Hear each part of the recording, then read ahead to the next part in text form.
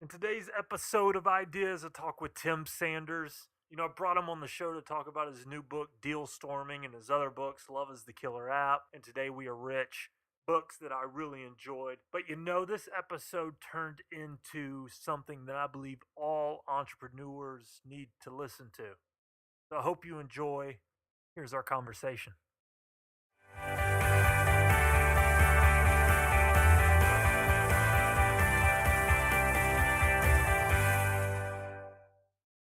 Today's guest is Tim Sanders. He's the former Yahoo Chief Solutions Officer and the author of 4 books, including the New York Times bestseller, Love is the Killer App. He's a co-founder of the research consultancy Deeper Media, Inc. and a top-rated speaker. Thank you so much for coming on the show, Tim.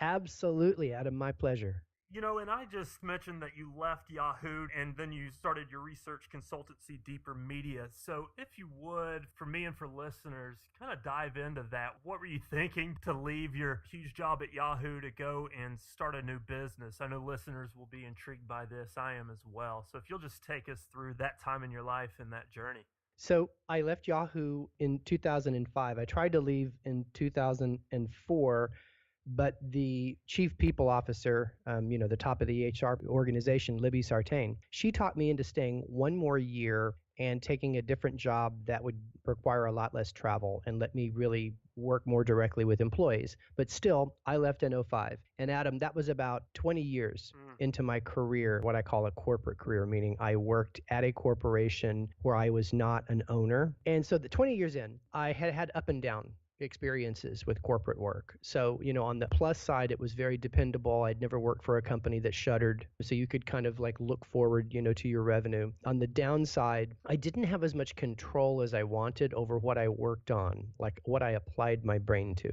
So what I realized starting around 2004, when I was burning out in the corporate job, is that, there's high risk, obviously, in leaving a job. And several of my mentors warned me that if you leave Yahoo and start your own company and do that for more than a year, you're going to be unemployable. And if you keep doing Yahoo, you'll eventually get poached by somebody. I knew a lot of people, a lot of my lieutenants were moving over to the Facebook. Several moved over early on to other big startups. So I knew I'd get rehired somewhere else, even if Yahoo fell apart. But he warned me, if you do this, you're burning your boats. And so what I realized, Adam, is that there comes a moment in your career where you would rather work on your stuff than other people's stuff. And you can see it. Your engagement level is insanely higher. Quality of the work is insanely higher. You see that moment where you will do better work on your stuff, and that's when you gotta go. It's not even like, should you go? Is it a good risk? Is it a good decision? For me, entrepreneurship was an ethical issue. It would be like, when Mark Cuban stopped working at companies and started his own company and realized that's what he wanted to do and wanted to pursue his vision, it would be unethical for him to have stayed in that environment, just like it would have been unethical for me to either stay at Yahoo or take the next corporate job, knowing it was the second most important thing in my life. That's just the reason I made the leap. And that's what I tell people that work in corporate jobs that say, Tim, I'm thinking about leaving to do my own thing. The question I always ask is that question. If you did a split A/B test, are you doing much, much better work on your stuff than the others? And so, the issue then is that if you're going to be an entrepreneur, you're going to either be a fundraiser or a friend raiser for the rest of your life. Liz Strauss out of Chicago, she's a social media big thinker, really smart person. She told me years ago that an entrepreneur is a person who cannot achieve her dream without help. In other words, the entrepreneur becomes impregnated with this vision of something that she or he wants to create. But what makes them entrepreneurial rather than methodical is that they don't have the resources. They can't do it on their own, okay? So that's why I believe that the other acid test is, are you good at raising money, or are you good, if it's a cash flow business, are you good at either hiring talent or managing freelancers? And if you're not good at those things, you're going to have a really, really tough time as an entrepreneur. So I want to spend a minute on here because that's huge. Right? You viewed it as ethical. Yes. It captivated you and you had to go do it. So, for listeners on the fence right now who are in the 9 to 5 and wanting to start something, did you leave Yahoo completely and go start this? For people thinking to start things on the side and grow it and then leave, Do you think there's one, is there a smart way to do it from your experience and just from the conversations you've had? But also, do you believe that anybody with this conviction to start a business should start one? Or are there things that you look for, requirements, if you will, before people should go and start a business? That's a loaded question, but I really think that we need to dive into this because it is such an important decision when people get to this point, whether to leave or to stay. I want to leave actionable tips and really talk people through this. So if you will. So here's my perspective. A side hustle is okay if you can do it on off time and it refreshes you for prime time, meaning your job. If your side hustle, though, saps vital creative energy from you and it starts to invade your actual work days, you can't help but check on it. You can't help but see what's happening with user engagement, whatever. You have to understand you're stealing from your employer. And if you work for a company who's struggling or a company who's a startup who needs all hands on deck, it still is the wrong thing to do. And I say this not just from the ivory tower, but through practical experience. Like I mentioned to you, 20 years I worked in corporate jobs. And for most of those years, Adam, I was in a band. My wife and I had a series of different bands, and I had a vision of becoming a professional musician. So I'd work during the week, and then usually Friday after work, we'd have a gig in town. This is in Dallas. And then on Saturday, we'd get up and we'd load everything in the van and we'd drive to some city close to Dallas, Houston, Austin, Oklahoma City, Shreveport, Louisiana, whatever. And we'd play a gig on Saturday, maybe a gig on Sunday, drive in, get in super late on Sunday, and I go back to work Monday. And then we'd rehearse every day, after work. And that's a normal, for those listening that are in bands, you go, yeah, that's a pretty normal way to think about being in a band and having a job. And several of my bosses over those years, they were fine with that because I was in the kind of sales or sales management position where my performance spoke for itself. My numbers were very good, so they kind of put up with it. And that all came to a crashing halt in 1998. So in 1998, I'd been at Mark Cuban's broadcast.com for about a year. It used to be called AudioNet, but he changed the name to broadcast.com for the IPO. And he knew I was in a band. In fact, our band played at the 1998 Christmas party, holiday party. So he was very supportive of people being in bands. However, there came a time after the IPO, or actually not after the IPO, right before it, there came a time where he knew that we had to be laser focused on generating measurable results because it would really make a big difference to the success of the IPO, our ability to beat real networks and Microsoft Windows Media Team, and our ability to have a really, really strong exit. So I remember he had this conversation with me and he was like, you've been in bands for a dozen or more years.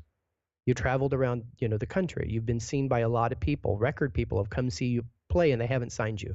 So, here's the news. It's probably not going to happen for you, except for what you're doing now with this little regional thing, right? So you're not going to become a national, international superstar. However, we're going to IPO, and you have a chance to become an international business superstar with me, but I need you to make a decision right now. So I went home and I talked to my wife and I said, you could take our entire following in Dallas and put them all in a couple of buses. Let's quit.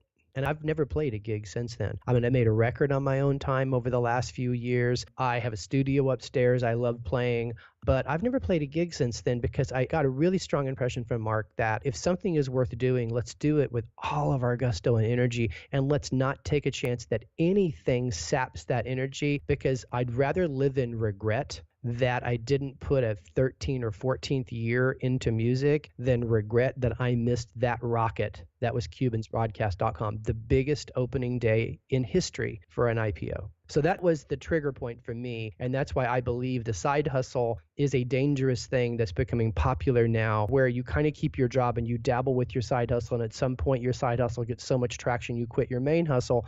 That is a very difficult thing. So just be very careful about that. So the action items are like this. First question you have to ask yourself as an entrepreneur is this a cash flow business or is this a startup? If it's a cash flow business, you figured out some service you can deliver where either on a bank loan or just savvy, you can be cash flow positive right away. It's going to be more of a lifestyle business than a billionaire's business, right? So it's going to support your lifestyle over time, and it won't scale up to thousands, but it will probably scale up to several people or even dozens, right? So that's a cash flow business. If you've got a cash flow business, then all you really need to figure out is how quickly can you monetize whatever service you're delivering? How many employees must you have to get started? And the other thing you need to really examine is, would you be better with a zero employee corporation model? And that's what we use at Deeper Media, where you rely 100% on freelance talent to fulfill your deliverables. And so that is how you would decide I'm a sole proprietor. And then the second decision is I'm a sole proprietor with an employee structure, or I'm a sole proprietor cash flow business that's focused on freelance management. If you are a startup, what that means is you're trying to grow a business, you're trying to scale a business quickly with the intention of having an exit. And the exit's either to sell that company at a multiple or to have some type of public offering. If that's the case, you have to ask yourself, how good are you at fundraising? How deep is your network of relationships for fundraising? Because that's what as a CEO, you're going to spend half your life. I swear to God, you'll spend half your life either raising money or answering to your board. Because if you raise anything past a seed round, you're going to have VCs or angels sitting on your board, and they're going to be pushing you really hard because they're expecting you to 5x their money in a relatively short period of time. So when I go talk to entrepreneurs who've been like in startup mode for a few years, and I'm on a lot of boards, so they'll tell me, they say, well, Tim, we have an offer. It's only 10 million, and we've put $1.5 million into this. So that means that all of us aren't going to get a huge exit, but it's an exit opportunity. And I always ask the same question, Adam. I ask, are you running behind on fundraising? Like when you made up your goals, how are you doing against those goals? And if they say, well, I'm behind, I say, sell your company. Because the real success stories in startup world, like Mark Cuban or whoever you want to point to, they were killer at raising money, okay? And there were times it got a little tough. Like for Cuban, I remembered the mezzanine round he had to raise between the A and the IPO. It was really scary for a few minutes that he was going to have to let some engineers go if we didn't close the Motorola deal, but he got it done. And so it's really important for an entrepreneur to be very confident that they can raise money, because I believe the second leading cause of death for a startup is inability to raise money. Leading cause of death are friends that turn into enemies that started the company to begin with. That's the leading cause of death. Either casual or close friends who decided, let's be the Three Musketeers. And they never asked themselves how good their chemistry personality mix was. They weren't very smart about how they built their cap table. And it was like a really messy episode of Silicon Valley, but it was mostly a relationship dysfunction that killed it. And I think as I look at startups, that's the leading cause of death. The last thing I'll say about startups here is if you talk to me 10 years or 5 years from now, and you say, hey, Tim, what about all those cloud-based service companies that went kaput? They call those SaaS. Software as a service. Like, what about all those companies? What killed them? I would have said their leading cause of death was really small SDR-driven deals that sucked up all their time and energy and built no barriers. And that's a separate discussion, but there's a new entrepreneurial spirit in SaaS that, we're going to go into business, we're going to make our service cheap to free, and then we're going to upgrade, and build a strong, recurrable revenue business. That doesn't work, because a big, stupid legacy company with a horrible product will come in and do an omnibus deal and kick you out, no matter how long you've been into those accounts. And that's something I've learned over my experience. So I think that's another thing you as a startup, you have to think about is what kind of startup you're going to be. And if you're going to be in that tech services space, how you're going to build true barriers. Because it's not going to be your technology. I really appreciate just how cut and dry your answers are, because of course there's gray areas in situations, but your answers are leaving less gray areas for listeners. So I really do appreciate that. Yeah, I'm gonna mention one more thing before I forget, because this is, I think, good actionable stuff. So if you're not very good at managing talent, and you know this because you've had a lot of people you've hired leave for reasons you can't explain, that's a good one. Or if you find that managing talent makes your personal work-life balance out of control, you're getting all these texts about so-and-so's sick and so-and-so had a fight with his girlfriend. You get all the stuff that you have to manage as an owner. I really want you to consider a zero-employee model. Because the freelance community is so well organized, it's so easy to hire and manage good people that are remote. Freelancers or companies that you hire to do services for you, they don't keep you on the blow-by-blow of personal problems, right? They keep you on the updates about projects. They fight for their lives. There's an old theory that the employee's more engaged, but yeah, engagement goes both ways, right? So I made a decision in the very beginning after my experience at Yahoo, where I had 400 people rolling up to me. Now, I did not want to have 100 emails waiting for me every morning when I got up, which was the case. I didn't want my phone to explode with voicemails because text hadn't happened yet. So I figured out right away the major building blocks of our business, companies or freelancers I could hire. And then I just kept measuring over the years how I could do a better job getting freelancers to act like employees, but be freelancers. And that's something I spend a lot of time on. And so the one takeaway I want to give you, and this started for me about a year-ish ago, I realized that if you're going to work with a freelancer who's not sitting across from you,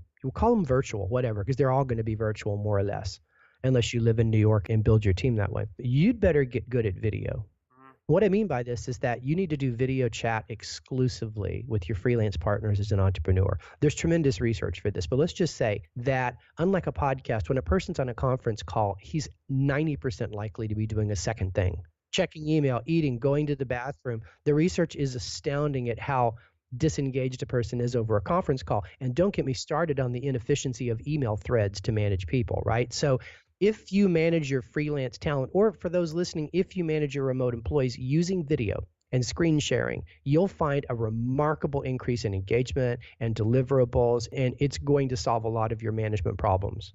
Wow, that's so key.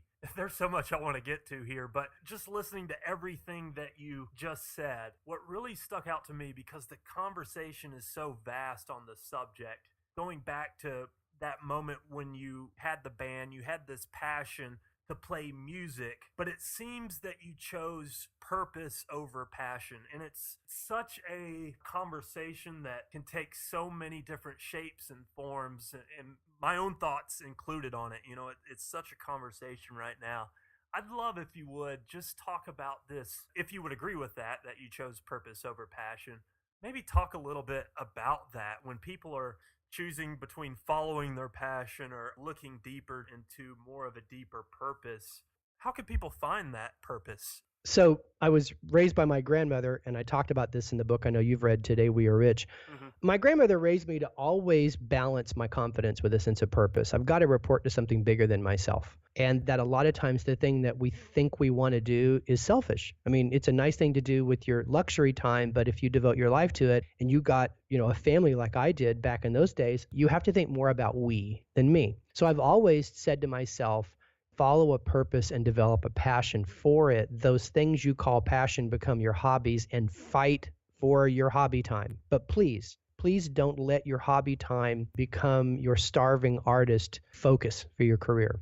So, what happened was 1998, we were getting traction at broadcast, but more importantly, Adam, I truly believed the internet was going to change the world.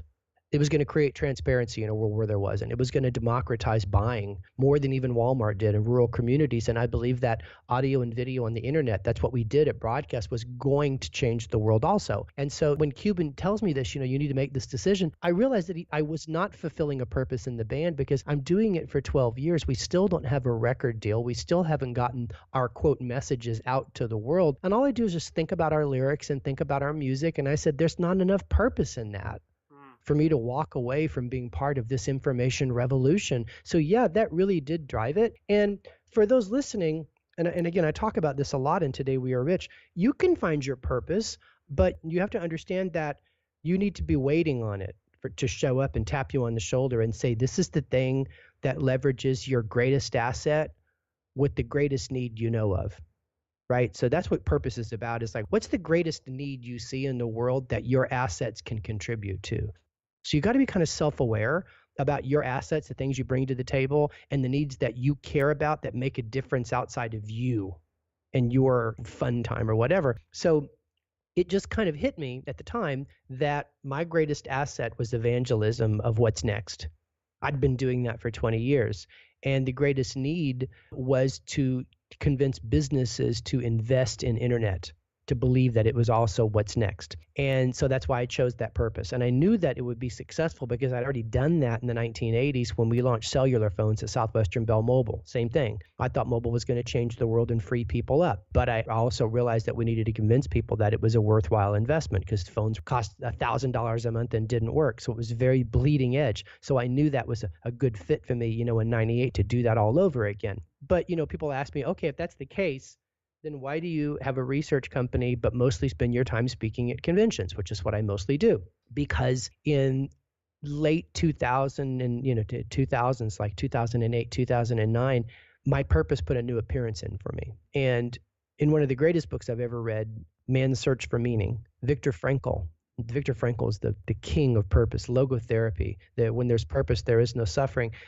He said that your purpose, the meaning of life, will put an appearance in usually when you're in the act of doing something good.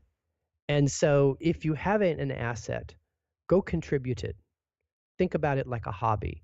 And you'll see when you're contributing and giving this thing away, you're going to see this is what I was born to do. It will speak to you. And if you're tuned into that, you're going to be able to choose your purpose. So in 2008-ish, I read a scripture out of the book of Hebrews, and it just like hit me like a ton of bricks. And it said, provoke men and women to good works and act of love, especially as we gather in public. And I like literally was like, you're right, that this is, and at the time, I started it at Yahoo. I was doing speeches, and I was doing speeches for various, things because Love is the Killer app had gotten a lot of coverage. And so I was in the act of doing good. And in that act of doing good, my purpose put in an appearance and said, this is the new thing. Being an evangelist was one purpose for you, but this is your greater purpose, is to convince people to do good things, especially as they gather together in public. And that's when I decided this is what I'm going to do for the rest of my life. And so that's my guiding North Star right now. I love that. Is Love the Killer app, is that still your best-selling book? It is. We have 1 million copies of Love is the Killer app currently in print around the world. It's still the highest ranked of my books on Amazon or SoundScan. And I think the reason why, Adam, is that it solves a really important problem for readers. And this is a separate discussion for those writing books. You have to solve a problem people care about. Every book I wrote that didn't do as well, it solved a problem I cared about that the world didn't care about. But Love is a Killer app solves the problem that a lot of people face. How can I be successful without being a jerk? Because capitalism looks like a trap when if I was talking to the other Adam Smith, we'd talk about capitalism. Just kidding. But capitalism looks like a trap because you see all these success stories, these billionaire business people that aren't like Mark. They're not generous. They're not nice. They're complete jerks. And we've worked for those jerks. So we have this cognitive dissonance where we know we need to be a success story, but we know that nice guys finish last. Love is a Killer app came along and said, no, that's not true. Nice, smart people succeed. And if you want to love people at work, it will make you the most successful person in the world. But you must master your technique. You got to pick the right people for the right reasons at the right time. You need to only help heroes. You need to shun takers. You need to focus all of your efforts on loving people and convincing them they owe you nothing in return other than paying it forward. But it's all about technique. That's what the book was about. What is that technique where you aren't taken advantage of? You may be provisioned, but never taken advantage of. That solved a big problem for a lot of people. So they tend to buy and recommend that book and have their employees read it. And I believe that's why it's still a relevant thing today. That's perfect. I was actually going to ask you, why do you think that resonated with so many people? And you just answered that, because it still is one of my favorite books. So thank you. I told you before, thank you for your work. I try to compliment people where compliments are due. So, well, thank you. Yeah, absolutely. And you touched on problem solving there. And in your new book, I just love the stories that you tell. And you tell one about Toy Story, and you talk about all the work and problem solving that was required to create it. And you had a conversation with, was it the president of Pixar, or was it? Yeah, it was Ed Catmull. Yeah. Do you mind sharing that story? Because I really found that interesting, and just the persistence and determination that it took to create it. I found that interesting. I think listeners will too. Absolutely. So the book Adam is referring to, my new book, is called Deal Storming, and it's a book about collaboration, about building teams across your company to be faster at solving problems at the deal level. Okay, so it's a sales book. Anyway, the book was inspired 12 or 13 years ago when I was at a conference speaking on behalf of Yahoo, and Ed Catmull was at a conference speaking on behalf of Pixar. And I was super excited to meet him because my son and I loved Toy Story as a movie. We considered it one of the most thrilling technology things ever. It was the first movie ever made in a computer, right? Full length. Anyway, so I'm talking to Catmull backstage, and I'm like, your guy, John Lasseter, VP of Creative, he's a genius. Because, Lasseter came up with the little 30-second idea for WALL-E, which was a little movie they made at Pixar to show at a trade show, and it completely freaked everybody out, including Pixar's lead investor, Steve Jobs, who said, you guys need to make the whole movie now. And then Lasseter came up with this idea, okay, we're going to make an animated movie about a boy and his toys growing up, but the twist will be we're going to tell it from the toys' point of view, and because of animation, they're going to be human, like not Peanuts.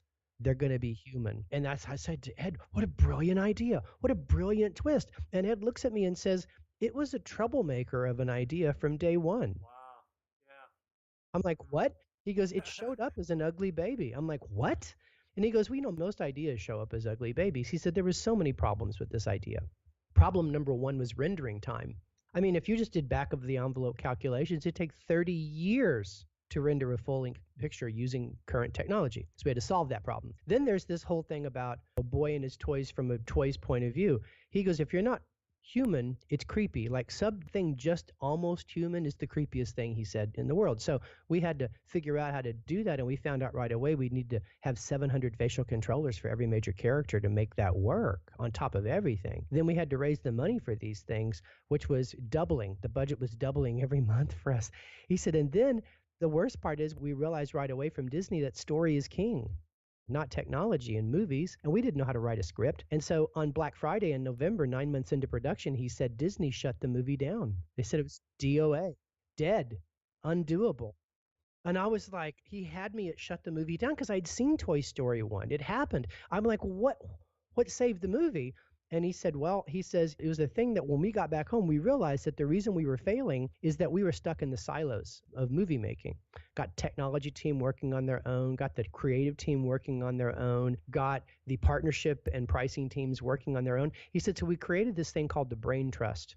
And the Brain Trust was a cross-disciplinary team that they did not brainstorm. They argued, they debated, they laughed, they loved.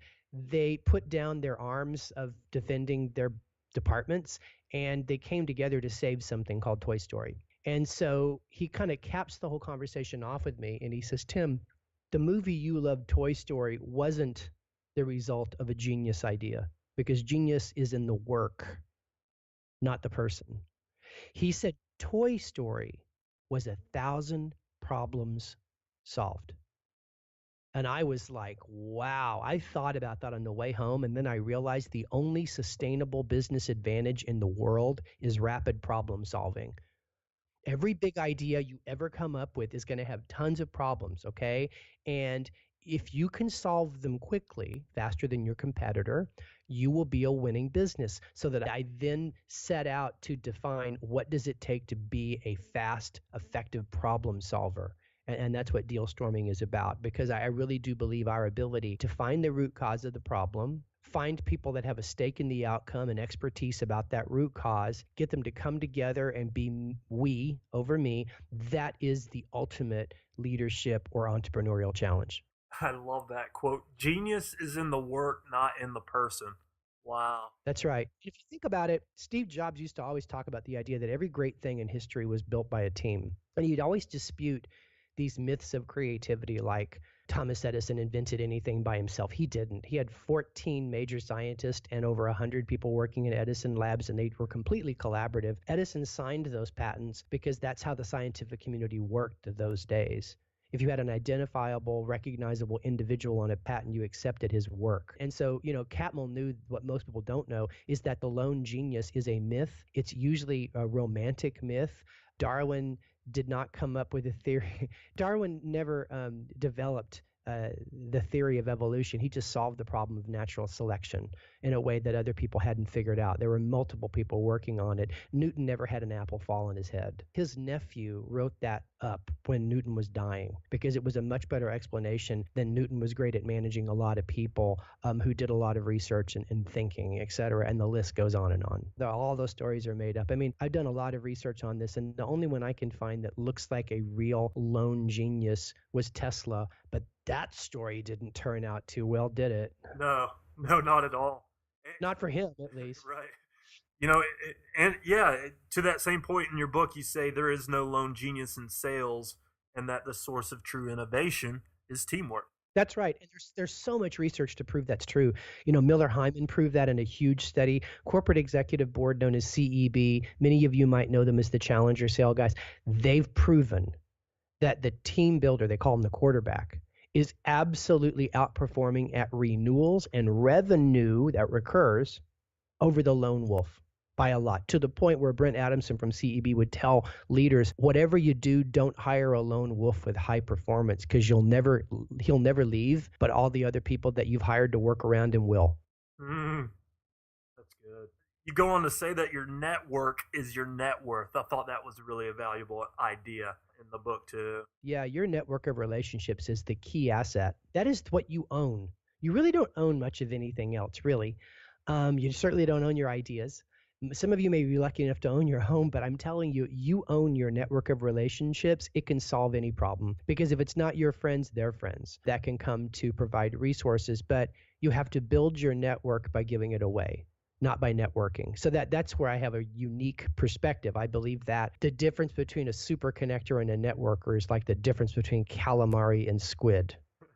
Insane levels of value. Okay. Yeah. The super connector puts people together that should meet and gets out of the way and expects nothing in return, but they're very focused organizing their network so that it's at their fingertips to make connections. The networker's focused on building their network by screening people and sometimes dangling a carrot, but oftentimes just making a big ask. Those networkers, you know them, it's odious. They go to parties with a handful of business cards. They don't want to help people. They think networking is a shortcut. So a long time ago, I realized that if you want to build a network that loves you and really going to help you, and you want a lot of people to introduce you to their friends, take a different approach. Don't ask people, what do you do at events? Ask them, what are you working on that you're passionate about? And then let them unpack that story, because they're going to move from passions to dreams to problems. And as they discuss obstacles, it will occur to you, he or she should meet my friend. And that's where super connectors do their magic.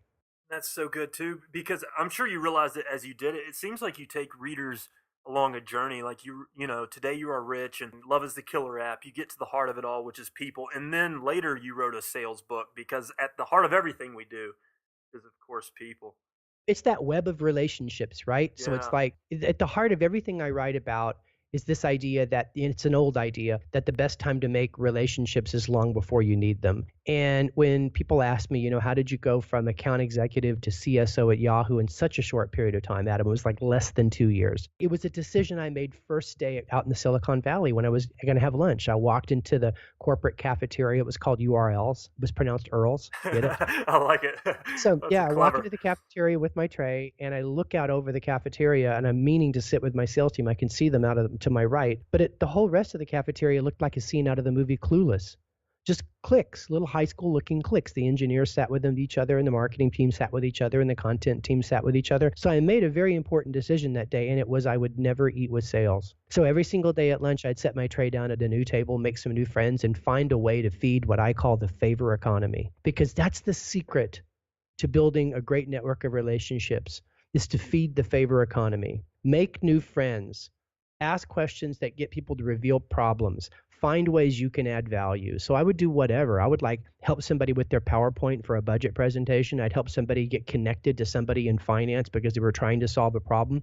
Adam, I fed that favor economy, really, really focused on that first 6 months. I mean, I did it the whole time I was there, but I was like, it was my project. It was my side hustle at work, was to feed the favor economy. So 6 months into my Yahoo thing, when the Ford deal came up and they put me on the case, I put together a cross-departmental team and we slayed, because I had a web I could tap into of people that cared about me. And I was able to bring a lot of resources and perspectives together. And that's kind of where management said, hey, Tim knows how to build teams. Because I'm telling you, if you are working at a corporate job, nothing moves you up the ladder faster than proving you can build teams. And you can't do that just because you're a good communicator or well organized. You do that because you know how to build relationships. And the only way to do that is to feed the favor economy every single day. Would you say that that relationship building strength of yours is natural, or do you have to be really intentional about it? Or Well, yeah, everything you do kind of goes back to something in your childhood, right? So I was a special ed student. So second grade, I got put in special education. It's a long story. My grandmother was completely mortified, you can imagine. By the end of the fifth grade, I'd finished their entire curriculum, which was through the ninth grade. So they didn't know what to do with me. So they were either going to send me what they used to call reform school, because I was a discipline challenge. That's why they put me in special ed, or they would put me back into the general population, but advance me one grade. So they'd put me back in regular school, but put me in seventh. And so we went with put me back in seventh. Well, dude, that is an awful thing to do to a kid. Guess what my nickname was in the seventh grade? what? Short bus. Oh, that's terrible. Okay. So getting bullied and not having anyone want to eat with you at the cafeteria because you're that kid, out of, and I won't even say the word, but you're that kid out of special ed, it makes you very focused on building relationships.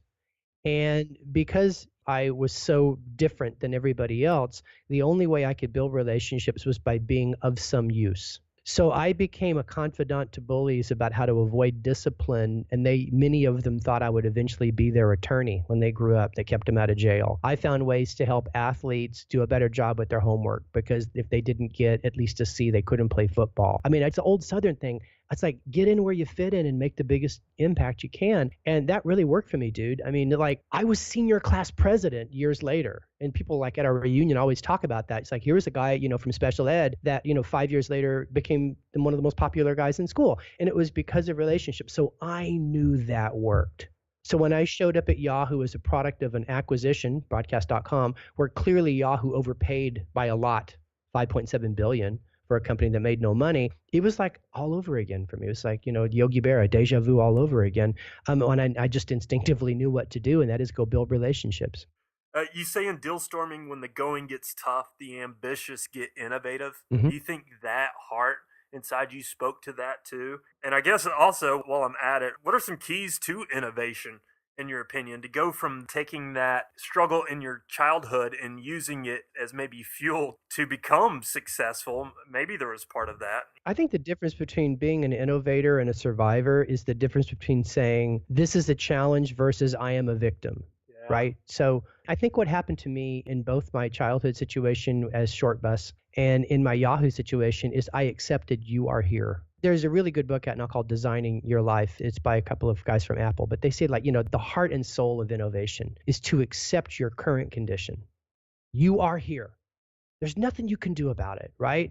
You can't wring your hands and say the world is unfair, because that's going to make you a victim. And if you're a victim, all you're going to do is survive. And that's 50-50 play, right? But if you say, this is where I'm at, this is the challenge I've been dealt with, I do not feel like a victim. I feel like this is a huge opportunity to me to turn things around. If you make that decision, you'll be a better innovator, because you'll focus all your energy on problem solving instead of blame and remorse. As I mentioned earlier in this, you have limited time.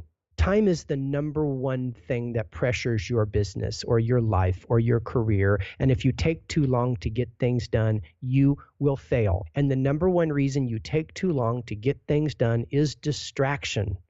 Emotional distraction is the worst. And for you to say the world is unfair will kill you as an innovator. There's so much value in this podcast and in what you just said. My goodness. Right? Yeah. And to give people like, well, give me a historical reference. I knew Jim Keyes at Blockbuster in the late 90s, and then I saw Netflix come out, and he and Blockbuster felt like a victim. Like, why would the post office do this to us when they cut that deal with Netflix? Because it was a sweetheart of a deal that Blockbuster couldn't even wrap their head around. And they believed that the customers were betraying them. They should have said, we are here at a place where consumers don't want to stand in a store to get a disc and they hate paying late fees. We are here. We got to solve that problem, because that's what Ed Catmull did. Ed Catmull didn't say, well, Disney, our distributing partner, how can they do that to us? We're a victim. It's our idea. They stabbed us in the back. They aren't giving us a chance. No, they said, we are here. And then they focused their efforts on what they could do to solve that problem. That's what I think you've got to do to be successful in life. See where you're at, act accordingly. See what people need and act accordingly. That's right. That's perfect. Tim, last question for you. Where would you like to send people to find out more about you and your work? Just visit timsanders.com. Timsanders.com, you can get a lot of resources. If you want to connect with me on social, you can do it through timsanders.com. For those of you in sales that say, hey, Tim, I want to learn how to be a quarterback as a salesperson so that I can do bigger deals, you can download the entire chapter, Sales Genius is a Team Sport, for free. Just visit dealstorming.net/free. Awesome. I have a feeling I'm going to be recommending this episode for years to come. Oh, awesome, dude. I've enjoyed it a lot. I've enjoyed the conversation. Tim, thank you so much for coming on the show. Thank you. Thank you for tuning in. I hope you got something out of these ideas. Go ahead and subscribe so you don't miss an episode.